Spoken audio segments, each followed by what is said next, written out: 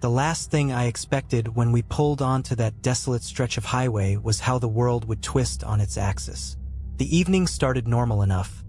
4 of us, the best friends you could ask for, packed into my ancient sedan and eager to escape the monotony of small-town life. It was supposed to be the perfect weekend. Just a road trip, some music, and miles of open road. The day had been beautiful, clear skies, a warm breeze. But as night descended, the air thickened, and the road seemed to stretch endlessly, swallowing us whole. There was no moon, no stars, just blackness all around us, broken only by the occasional flicker of the headlights. "Check the GPS," I said to my buddy in the passenger seat, trying to hide my unease. But the GPS wasn't responding. It had been glitching for hours, cutting out completely as soon as we left the last town. "Relax," he said. "We'll hit a gas station soon. Or a diner. Something." But there was nothing. No signs. No markers. Just the empty highway. And that was when we saw it. A lone figure standing in the middle of the road. I slammed on the brakes, the car screeching to a halt just feet away. My heart was in my throat as I peered through the windshield at the silhouette. A man, dressed in dark clothes, his head tilted unnaturally to one side. "Is he okay?" someone whispered from the back seat. Before I could answer, the figure moved. Not toward us, no, it was stranger than that. He stepped to the side, almost disappearing into the shadows, his movements jerky and wrong, like he wasn't used to his own limbs. I rolled the window down a crack, adrenaline spiking. "Hey, do you need help?" No response. The figure vanished into the tree line, swallowed by the blackness. "Let's get out of here," someone said urgently, but the car wouldn't start. The headlights dimmed, and the temperature dropped so sharply inside the car that I could see my breath fogging in front of me. The smell hit next, coppery, metallic, wrong. And then, just outside the driver's side window, something scraped against the glass. The sound against the glass wasn't just a random scrape. It was deliberate, slow and measured, like someone was testing the barrier between us. Everyone froze.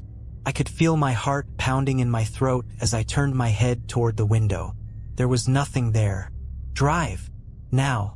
Someone shouted from the back seat, but the car still wouldn't start. I cranked the ignition furiously, each attempt accompanied by a weak cough from the engine and that awful scraping sound. And then the figure reappeared. It wasn't standing anymore. It was crouched low, hands pressed to the asphalt like an animal ready to pounce. The way it moved, its limbs too long, its joints bending in unnatural directions, wasn't human. My fingers fumbled to lock the doors.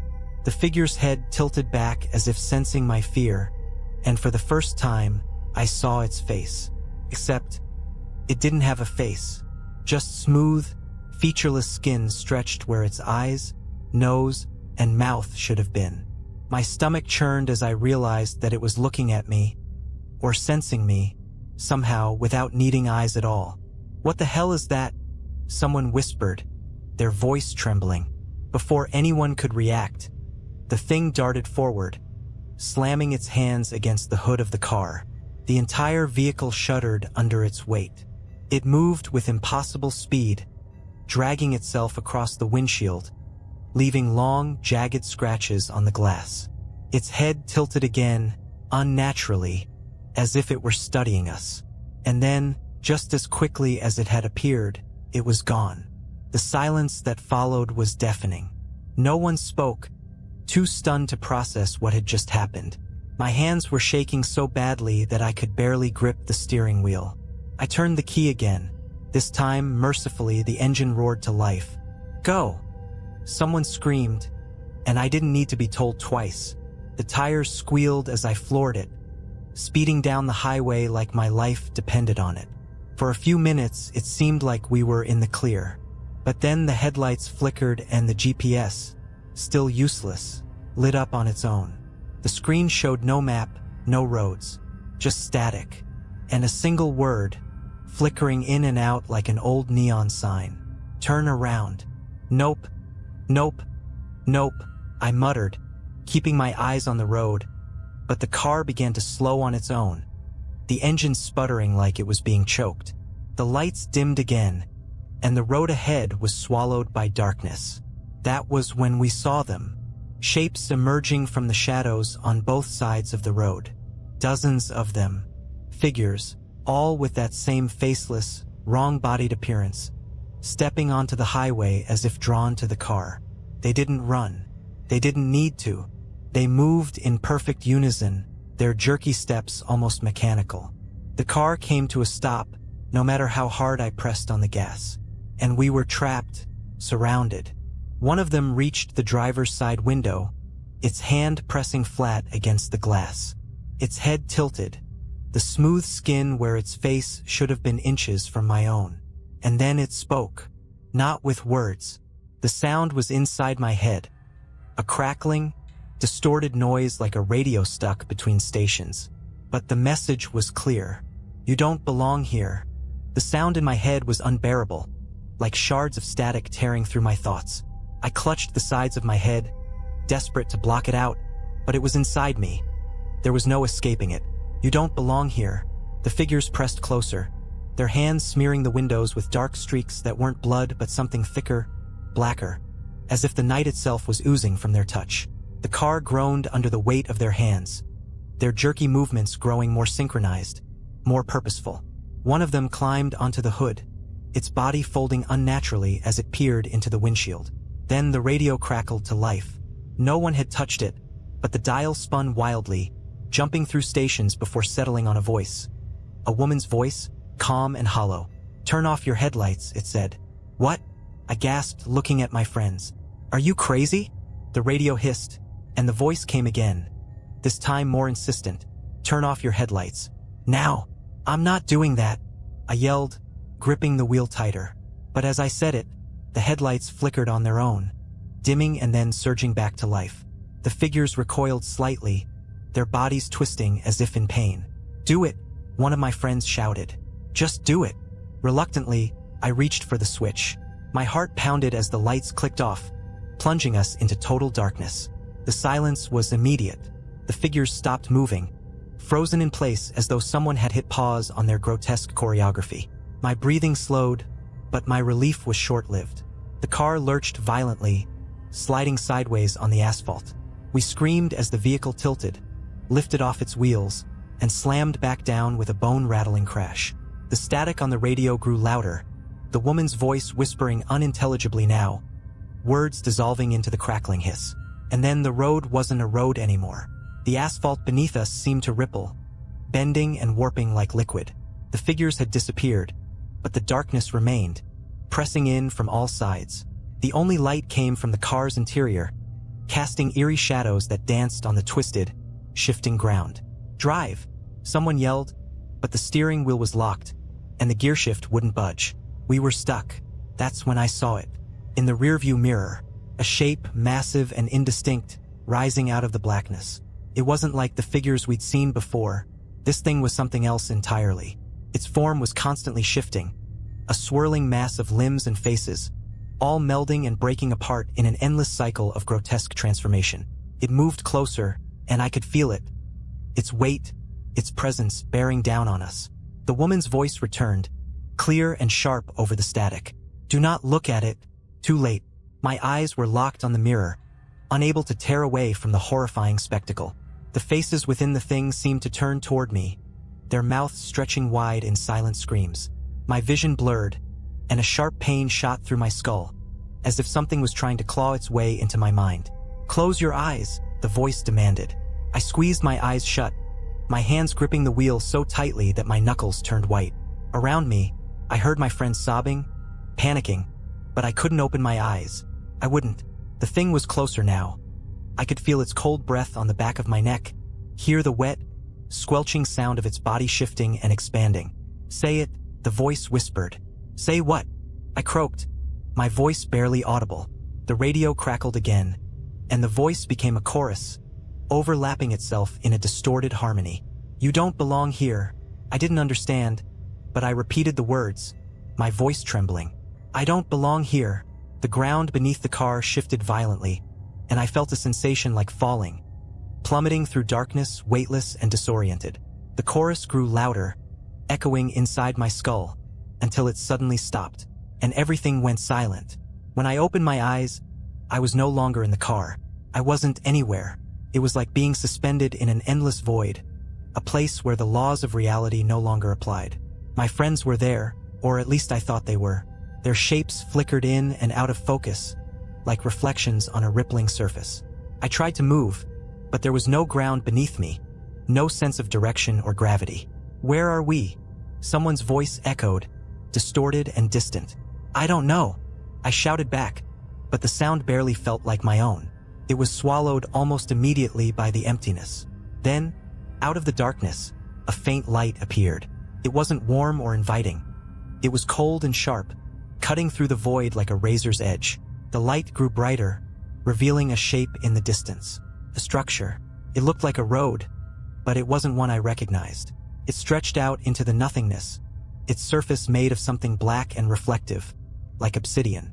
And on that road, something was waiting for us. A car. Not my car, but an older model, a rusted, boxy sedan with its headlights flickering erratically. The doors creaked open on their own, and the interior lights cast a sickly yellow glow. No way, one of my friends whispered. I'm not getting in that thing. We don't have a choice, I said, though every fiber of my being screamed at me to run. But run where? There was nowhere to go, no escape from this place. We hesitated, but one by one we climbed into the car. The air inside was stifling, heavy with the smell of burnt rubber and something faintly metallic. The dashboard was covered in cracks, the radio knobs missing. But the engine roared to life as soon as we were all inside, the headlights illuminating the black road ahead. The car started moving on its own. No one was driving, but the wheel turned smoothly, guiding us down the impossible stretch of road. The void around us began to shift, shapes forming and dissolving in the darkness. Sometimes I thought I saw faces, familiar ones, their features twisted in pain. Other times, it was just shadows, darting and swirling just beyond the edges of the headlights. I don't like this, someone whispered, their voice trembling. Shut up, another snapped. Just don't say anything. The car picked up speed. The road narrowed, twisting and looping in ways that defied physics. At one point, it felt like we were driving straight up, the engine straining against gravity, though none of us felt like we were moving at all. And then we saw them again. The figures. They lined the road on either side, faceless and motionless, their bodies twitching slightly as the car passed. They didn't try to stop us, they just stood there watching, or whatever the equivalent of watching was for them. But the farther we went, the closer they got, leaning into the road, their hands reaching out toward the car. One of them brushed against the window, leaving a smear of that same black substance. Another slammed its hand on the hood, but the car didn't stop. It only sped up, the engine roaring louder, the headlights flickering violently. Faster! I screamed, though there was no driver to obey. The road suddenly ended. There was no warning, no sign, just an abrupt drop-off into nothingness. The car didn't slow down. It barreled straight off the edge, and for a moment we were weightless, suspended in the void. Then we hit the ground. The impact jolted me awake, or at least it felt like waking. I was back in my car, on the same highway where this nightmare had started. My friends were there, too, all of us gasping for air, trembling with the aftershock of whatever had just happened. The road was empty. The night was quiet, and yet something was wrong. The GPS had reset, displaying the map of our route again, as if nothing had ever gone wrong. But the destination had changed. Home. We didn't input it, and when I tried to change it, the screen flickered, locking onto that single word. The road ahead stretched endlessly into the darkness, and for the first time, I noticed something in the rearview mirror. A figure standing in the distance, faceless, waiting. We sat in silence, the air inside the car so thick it felt like we were choking on it. None of us said a word, but I could tell we were all thinking the same thing. The figure was still there, standing motionless in the rearview mirror, just at the edge of the taillight's glow. Every instinct in me screamed to drive, to get as far away from it as possible, but my hands were frozen on the wheel. And then the GPS spoke. Proceed to your destination. The voice was robotic, calm, and utterly detached from the terror that had taken root in my chest. I hesitated, my fingers trembling as they gripped the wheel. "Don't listen to it," one of my friends whispered. "It's leading us back to whatever that was. What else do we do?" I snapped. "We're in the middle of nowhere." Before anyone could answer, the figure in the rearview mirror took a step forward. Just one step, but it was enough to jolt me into action. I slammed the car into drive and floored the gas pedal. The engine roared, and the car lurched forward, tearing down the highway at breakneck speed. The figure didn't follow, but I couldn't shake the feeling that it didn't need to, that somehow, no matter how far we drove, it would always be right behind us. The miles blurred together as we sped down the desolate road. No signs, no turns, just an endless stretch of asphalt cutting through the darkness. The GPS kept repeating the same phrase, its monotone voice like nails on a chalkboard. "Proceed to your destination." Hours passed, or maybe it was minutes. Time didn't feel real anymore. Every so often, I'd glance in the rearview mirror, half expecting to see the figure again. But the road behind us was empty. "We're not getting anywhere," someone said. Their voice was shaky, on the verge of panic. "We've been driving for hours, and nothing's changed." They were right. The fuel gauge hadn't budged. The clock on the dashboard was frozen at 3:17 a.m. It was like we were trapped in some kind of loop, endlessly circling the same stretch of highway. And then the radio came back on. First, it was just static. But slowly, a voice emerged from the noise. A low, gravelly whisper that sent shivers down my spine. "You can't escape," it said. "Not without giving it what it wants." "What does that mean?" I shouted, my voice cracking. "What does it want?" The voice didn't answer. Instead, the GPS screen flickered, the map disappearing and being replaced with a single word. "Choose." "What the hell does that mean?" Someone screamed from the back seat. Before I could respond, the headlights flickered, and the road ahead began to change. Shapes emerged from the darkness, their edges sharp and unnatural. They formed structures, buildings, trees, landmarks, but they were wrong, distorted, like reflections in a funhouse mirror. And then I saw it, an intersection up ahead. Two roads diverged, stretching into the void. One was bathed in light, warm and inviting, with the faint silhouette of a small town visible in the distance. The other was shrouded in shadows, a jagged, twisting path that seemed to plunge straight into the abyss. The GPS spoke again. "Choose." I slammed on the brakes, the car skidding to a stop at the edge of the intersection. The two paths loomed before us, each one more unsettling than the last. "What do we do?" someone asked, their voice trembling. "We take the lighted road," another insisted. "It has to be the way out." "But what if it's a trap?" I countered. "What if that's what it wants us to think?" The shadows on the dark road seemed to shift, writhing like living things. And in the distance, I thought I saw movement. A figure, or perhaps several, waiting in the blackness. I closed my eyes, my mind racing. The voice on the radio, the figures, the void. It all felt like some twisted game, one designed to break us. "We have to choose," I said finally. "We don't have a choice." The car idled at the crossroads, the engine humming like a heartbeat. My hand hovered over the gearshift, my pulse racing. And then, without a word, I made my decision. I turned the wheel sharply, aiming the car tower. The wheel turned toward the shadowed road, the one that plunged into the abyss. My gut screamed to stop, to reverse, to take the lighted path instead. But something about that glowing road felt too perfect, too unnatural. I pressed the gas. The car crept forward, its headlights barely penetrating the thick, writhing darkness ahead. "What are you doing?" someone shouted from the back seat. "It's a trap," I said, my voice shaking. "The lighted road. It's too easy." "Nothing about this is supposed to be easy," the others protested, but their voices grew faint as the shadows swallowed us. The road twisted and narrowed, the air growing colder with every passing second. The GPS screen flickered and died, leaving us with nothing but the headlights to guide us. And then they began to fail. One by one, the headlights dimmed, flickering like a candle in the wind until we were left in complete darkness. The car slowed on its own, no matter how hard I pressed the gas, until it finally rolled to a stop. I turned the key in the ignition, but it wouldn't start. The dashboard lights blinked and faded, leaving us stranded in the silent void. "Now what?" someone whispered, their voice trembling. Before I could answer, a soft noise broke the stillness. A faint, rhythmic tapping, like something lightly rapping against the car's roof. It was almost gentle, like the ticking of a clock. Tap, tap, tap. My hands gripped the wheel so tightly that my knuckles turned white.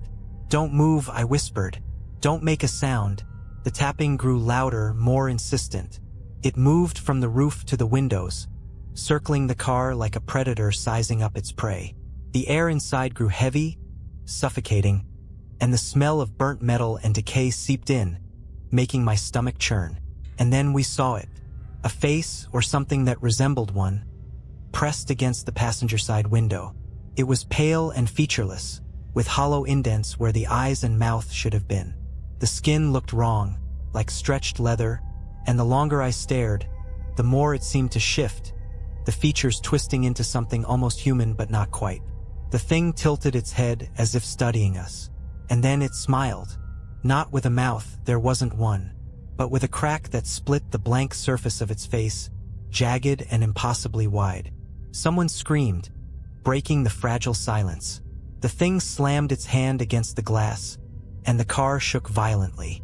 More shapes emerged from the shadows, surrounding us. They weren't human.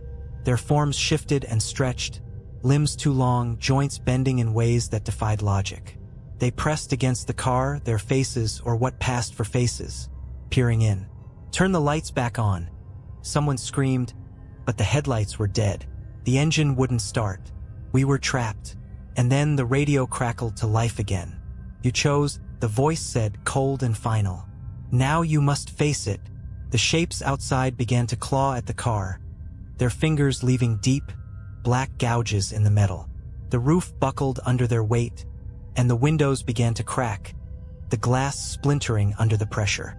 I closed my eyes, bracing for the end. But then, through the static, I heard something else. A faint, rhythmic hum, like a song just barely audible beneath the noise. It was coming from the road ahead. "Go!" I shouted, though I had no idea how. "We have to get to the end."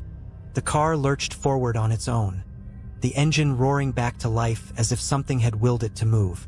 The figures clawed at the vehicle, but they couldn't stop it. The darkness seemed to push back as we accelerated, the humming growing louder, guiding us towards something I couldn't yet see. The road ended abruptly, opening into a blinding light that swallowed everything. When I came to, we were parked on the side of the highway, back where it had all started. The car was still running, the gas gauge full. My friends were silent, staring blankly out the windows, their faces pale and drawn. "What just happened?" someone whispered. I didn't answer, couldn't. My hands were trembling as I gripped the wheel, staring at the road ahead. The GPS was back to normal, the destination reset to where we had been heading before everything went wrong. But in the rearview mirror, I saw it again. A figure, standing at the edge of the tree line, watching, waiting. We never spoke about that night again. We made it home, but things were never the same. Some of us moved away, others drifted apart. But I know one thing for certain, that road is still out there, and so is whatever waits at its end. Weeks passed, but the memory of that night clung to me like a second skin. I couldn't sleep without seeing their faces or lack thereof. In the darkness behind my eyelids, I started sleeping with the lights on, the radio unplugged, and my phone turned off, but it didn't help. The others were struggling too. We barely spoke to each other anymore, each of us drowning in our own silent torment. Whenever I tried reaching out, all I got were short, clipped responses, or worse, silence. Whatever had happened on that road had broken something inside us. And then the strange things began. The first time it happened, I was driving home from work. The sun was just setting, and the sky was a mix of purples and reds. I was stuck in traffic, absent-mindedly staring at the license plate of the car in front of me, when my radio flicked on. I hadn't touched it. Static crackled through the speakers, and for a moment, I thought it was just interference. But then I heard it, that voice. The same voice that had spoken to us on the highway. "You don't belong here." I slammed my hand on the power button, but the radio wouldn't turn off. The static grew louder, and I swore I could hear something else beneath it. A faint tapping sound, like fingers drumming against glass. The traffic light turned green, and I floored it, weaving through cars as I tried to get away from What? I didn't know. But the tapping followed me. It wasn't coming from the radio anymore. It was coming from inside the car. I glanced at the rearview mirror and froze. The figure was there, sitting in the back seat. Its smooth, featureless face turned toward me. It tilted its head, and I swear I saw that jagged crack of a smile begin to form. I didn't remember pulling over. All I know is that when I opened my eyes, I was on the side of the road, my hands gripping the steering wheel so tightly that my knuckles were white. The radio was off, the car silent, but the feeling of being watched lingered, pressing down on me like a physical weight. The others experienced similar things. One of my friends called me in the middle of the night, his voice shaking as he described seeing the figures outside his apartment, standing motionless under the streetlights. Another swore he heard the hum, the same one from the shadowed road, whenever he tried to sleep. And then there was the missing time. I'd wake up in strange places, with no memory of how I got there. Parking lot, a gas station off the interstate. Once, I found myself standing in the middle of my own living room, the front door wide open and the cold night air pouring in. Each time, I felt like I'd been somewhere else. Somewhere I couldn't remember, but that filled me with a sense of dread so profound it left me shaking. The worst came one night, about a month after the road trip. I was home alone, trying to distract myself with a movie, when the power went out. The room was plunged into darkness, and the silence was deafening. I fumbled for my phone, but it wouldn't turn on. And then the tapping started. It was faint at first, coming from the windows. Then it grew louder, circling the house, moving from one window to the next. I grabbed a flashlight and shined it outside, but there was nothing there. Just the empty yard and the swaying shadows of the trees. "Leave me alone!" I screamed, my voice breaking. The tapping stopped. For a moment, the silence felt like a reprieve. But then I saw it. A shape, standing at the edge of the yard, barely visible in the flashlight's beam. It stepped closer, its movements slow and deliberate. I didn't wait to see what it would do. I ran out the back door, my bare feet slapping against the cold ground as I sprinted toward my car. I fumbled with the keys, tears streaming down my face, and finally managed to start the engine. As I sped away, I glanced in the rearview mirror. It was sitting in the back seat again, its head tilted, its smile widening. I don't know how to stop it. I don't even know what it wants. All I know is that the road never really let us go. Still out there, waiting, calling us back. And sooner or later, I think it's going to get what it came for. I knew it was only a matter of time before the road demanded more. The signs were everywhere, subtle at first, then impossible to ignore. The clock on my dashboard always seemed to read 3:17 a.m., no matter the time of day. My GPS would glitch and show nothing but the word home, the same way it had that night.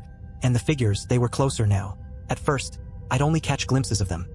A shadow standing just out of reach of a streetlight, a reflection in a window that shouldn't have been there. But as the days wore on, they grew bolder. I'd find handprints on my car in the morning, long smears of that black, tar-like substance trailing down the windows. The others were suffering, too. One friend disappeared completely. His phone went straight to voicemail, and when I went to his apartment, the place was eerily empty. No furniture, no clothes, just the faint smell of burnt metal lingering in the air. The rest of us tried to stick together, but we were falling apart. One of them, the quietest of the group, called me one night, his voice ragged and broken. "I saw it again," he whispered. "The road. It's in my dreams, but it's not a dream. I wake up and I'm there." "Where?" I demanded. "What do you mean?" He didn't answer. The line went dead. It was the second week of this madness when I found myself driving toward the highway again. I didn't remember deciding to go. I didn't even remember getting in the car. But there I was, the empty road stretching ahead of me, the clock on the dashboard frozen at 3:17 a.m. I should have turned around. I should have stopped the car, gotten out, anything. But my hands were locked on the wheel, my foot pressing down on the gas as if I had no control over my own body. The highway looked the same as it had that night. Endless, desolate, and suffocatingly dark. But this time there were no stars, no moonlight. Just blackness, thick and impenetrable, swallowing the edges of the road.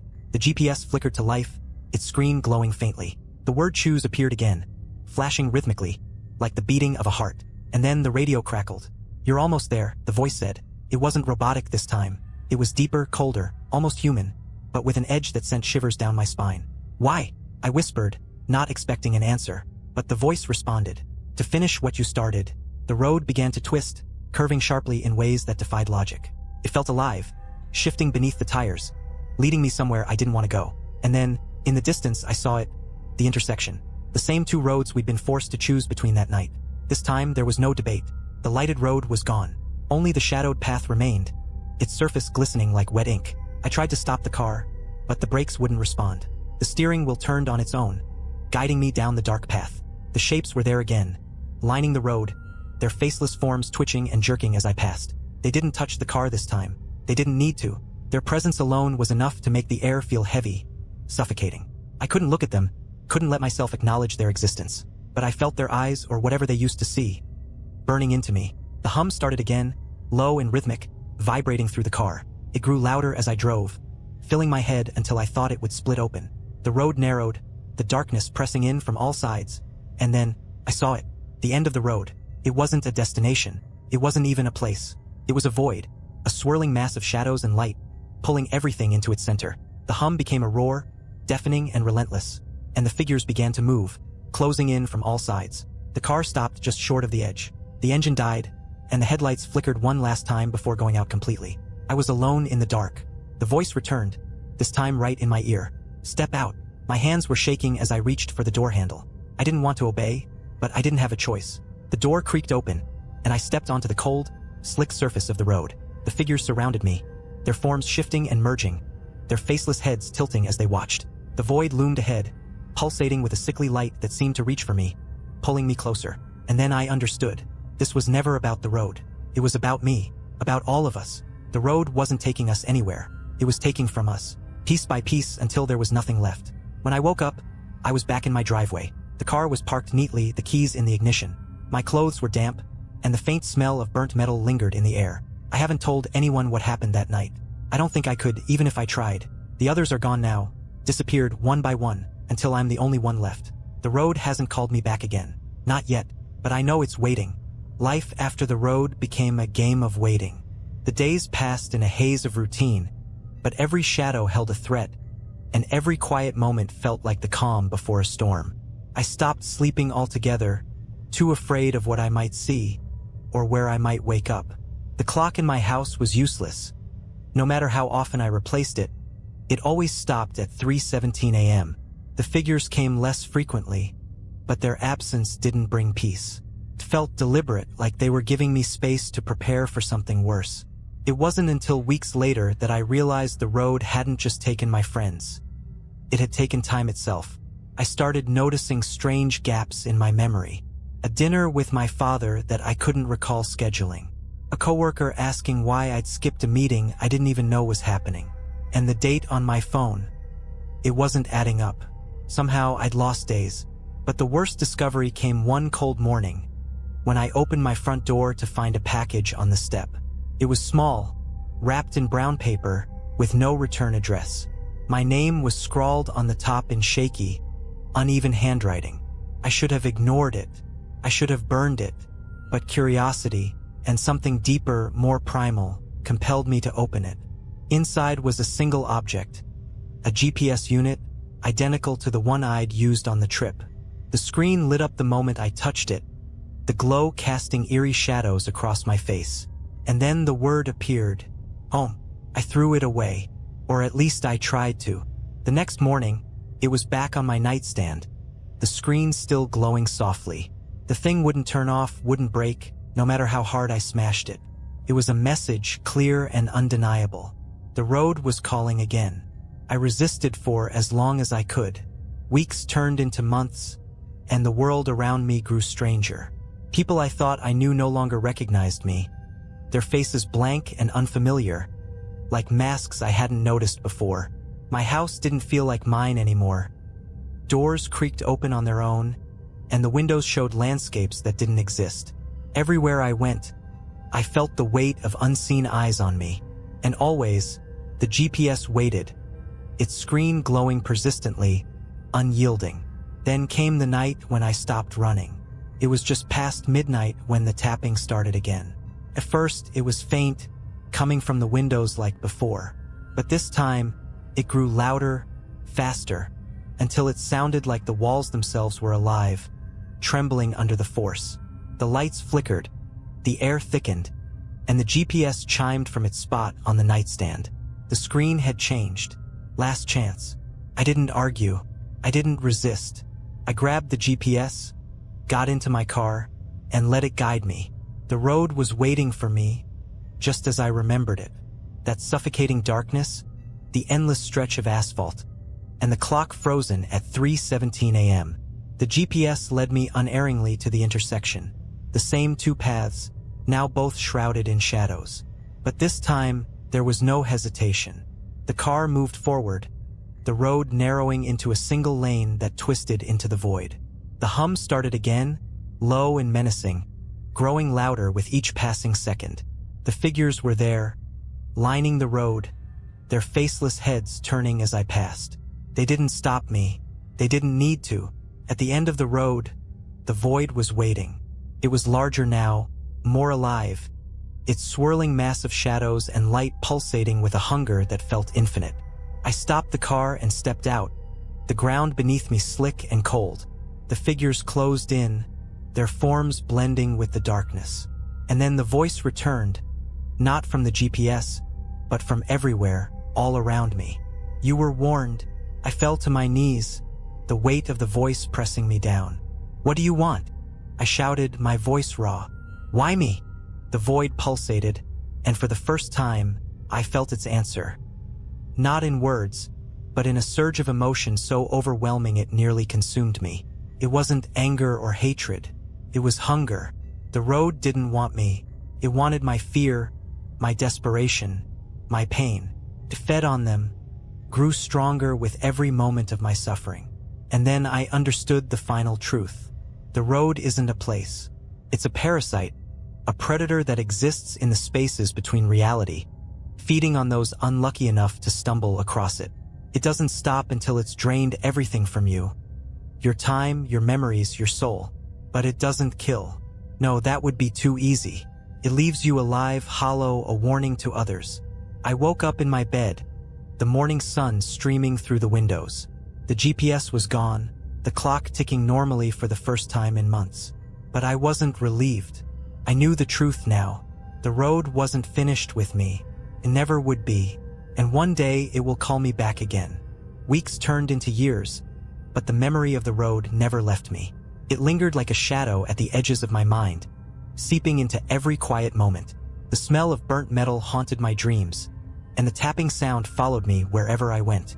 But the road itself, its pull, was silent. For a while I thought I was free. I rebuilt my life, moved to a new city, changed my phone, and cut ties with anyone who knew what happened. I thought distance could save me.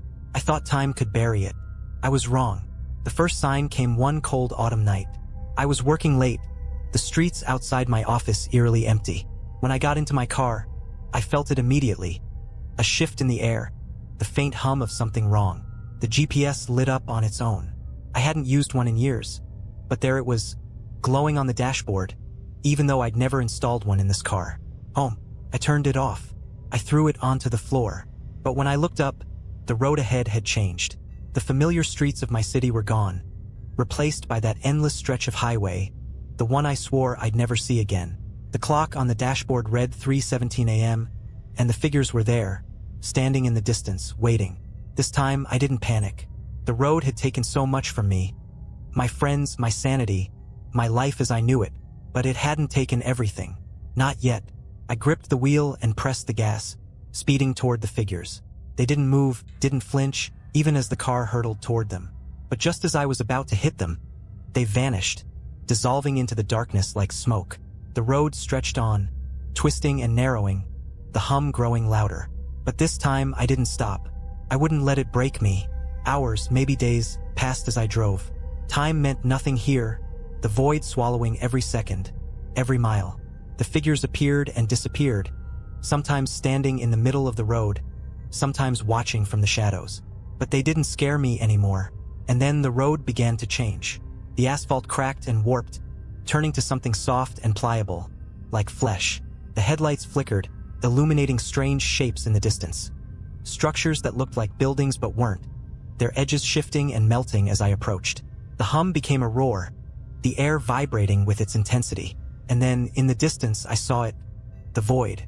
It was larger now, its edges stretching into infinity. The figures lined the path to its center, their faceless heads tilted as they watched. This time, I didn't stop.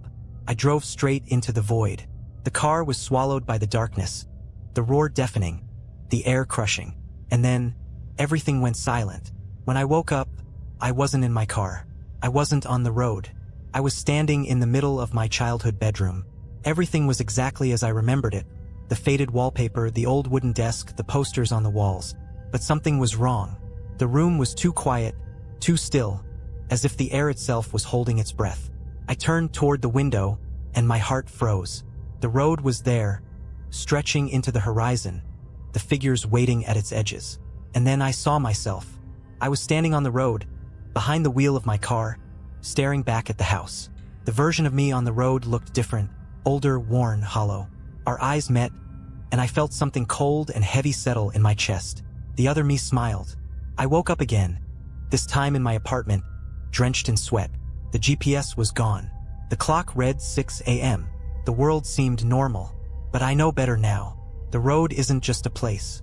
It's a cycle, a loop that keeps pulling you back. No matter how far you run, you can't escape it. You can only delay it. And one day the road will come for you too. I don't know how long I've been fighting this thing. This road, this cycle that never ends. Time feels irrelevant.